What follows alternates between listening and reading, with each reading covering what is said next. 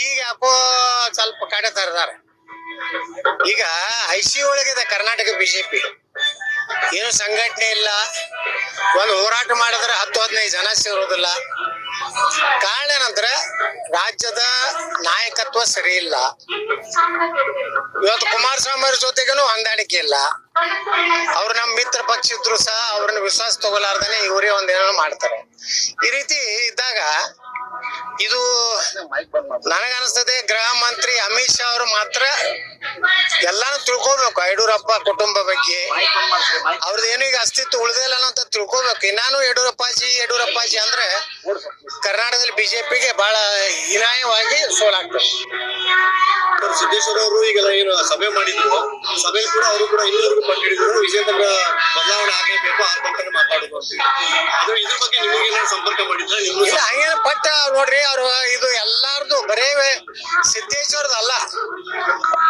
ನೀವೇನು ಹೇಳ್ತಿರಲ್ಲ, ಅದು ಯಾರು ತಟಸ್ಥ ಬೇಡಿಕೆಯನ್ನು ಸಹ ವಿಜೇಂದ್ರ ಬದಲಾವಣೆ ಮಾಡಬೇಕು, ಯಡಿಯೂರಪ್ಪ ಕುಟುಂಬದಿಂದ ಬಿಜೆಪಿ ಮುಕ್ತ ಮಾಡಬೇಕು ಅನ್ನೋದೇ ಇದೆ. ನಮ್ಮ ಬೇಡಿಕೆನೂ ಅದೇ ಇತ್ತು. ಈಗ ಸಿದ್ದೇಶ್ವರದು, ನಮ್ಮ ರಮೇಶ್ ಜಾರಕಿಹೊಳಿ ಅವರು, ಕುಮಾರ್ ಬಂಗಾರಪ್ಪನವರು, ಅರವಿಂದ್ ಲಿಂಬಾಳಿ ಅವ್ರದ್ದೆಲ್ಲ ಬೇಡಿಕೆ ವಿಜೇಂದ್ರ ಹಟಾವ್ ಅಂದ್ರೆ ಪಾರ್ಟಿ ಉದ್ಧಾರ ಆಗ್ತದೆ. ಯಾಕಂದ್ರೆ ಭ್ರಷ್ಟ ಕುಟುಂಬದಿಂದ ಭಾರತೀಯ ಜನತಾ ಪಾರ್ಟಿ ಮುಕ್ತ ಆಗ್ಬೋದು. ಇವತ್ತು ನೋಡ್ಲಾಕತ್ತೀರಿ, ಮೊನ್ನೆ ಅವ್ರ ಲಗ್ನದಾಗ DK ಶಿವಕುಮಾರ್ ಸಿದ್ದರಾಮಯ್ಯ ಎಷ್ಟು ಆತ್ಮೀಯತೆ ಇತ್ತು. ಜಮೀರ್ ಅಹಮದ್ ಖಾನ್ ಕಾರ್ಯಕರ್ತರು ಹಿಂದುತ್ವ ಸಲುವಾಗಿ ಇಲ್ಲಿ ಪ್ರಾಣ ಕಳ್ಕೊತಾರೆ. ಅವ್ರ ಮೇಲೆ ಸಿಕ್ಕಾಪಟ್ಟೆ ಕೇಸ್ ಹಾಕಲಕತ್ತಾರೆ. ದಿನಾಲು ಕರ್ನಾಟಕದಲ್ಲಿ ಹಿಂದೂ ಕಾರ್ಯಕರ್ತರ ಮೇಲೆ ಗುಂಡಾ ಆಕ್ಟ್ ಹಾಕ್ತೀನಿ, ರೌಡಿ ಆಕ್ಟ್ ಹಾಕ್ತೀನಿ ಅಂತ ಪೊಲೀಸರು ನೋಟಿಸ್ ಕೊಡ್ಲಾಕತ್ತಾರೆ. ಇವರು DK ಶಿವಕುಮಾರ್ ಸಿದ್ದರಾಮಯ್ಯ ಜಮೀರ್ ಅಹಮದ್ ಖಾನ್ ನೋಡ ಸಲ ಪಾಡ್ತಾರೆ.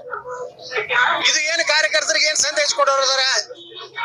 ಇಟ್ಟು ಆತ್ಮೀಯತೆ ಇತ್ರ ಅಂದ್ರ ನೀವು DK ಶಿವಕುಮಾರ್ ಪಾರ್ಟಿಗೆ ಸೇರ್ರಿ, ಬಿಜೆಪಿದಿಂದ ಹೊರಗೆ ಹೋಗ್ಬೇಡಿ. ಹಿಂದೂ ಕಾರ್ಯಕರ್ತರ ಬಲಿ ತಗೋಬೇಡ್ರಿ.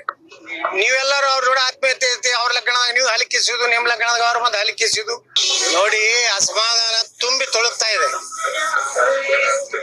ಈಗ ಯಾಕೋ ಸ್ವಲ್ಪ ಕಡೆ ತರದಾರ. ಈಗ ಐಸಿ ಒಳಗಿದೆ ಕರ್ನಾಟಕ ಬಿಜೆಪಿ.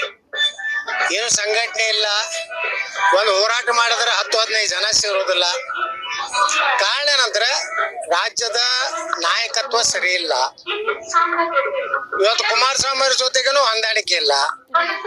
ಅವ್ರು ನಮ್ಮ ಮಿತ್ರ ಪಕ್ಷ ಇದ್ರು ಸಹ ಅವ್ರನ್ನ ವಿಶ್ವಾಸ ತಗೋಲಾರ್ದನೆ ಇವರೇ ಒಂದೇನೋ ಮಾಡ್ತಾರೆ. ಈ ರೀತಿ ಇದ್ದಾಗ ಇದು ನನಗನ್ಸ್ತದೆ ಗೃಹ ಮಂತ್ರಿ ಅಮಿತ್ ಶಾ ಅವರು ಮಾತ್ರ ಎಲ್ಲಾನು ತಿಳ್ಕೋಬೇಕು. ಯಡಿಯೂರಪ್ಪ ಕುಟುಂಬ ಬಗ್ಗೆ ಅವ್ರದ್ದು ಏನು ಈಗ ಅಸ್ತಿತ್ವ ಉಳಿದಿಲ್ಲ ಅಂತ ತಿಳ್ಕೋಬೇಕು. ಇನ್ನಾನು ಯಡಿಯೂರಪ್ಪಾಜಿ ಅಂದ್ರೆ ಕರ್ನಾಟಕದಲ್ಲಿ ಬಿಜೆಪಿಗೆ ಬಹಳ ಹೀನಾಯವಾಗಿ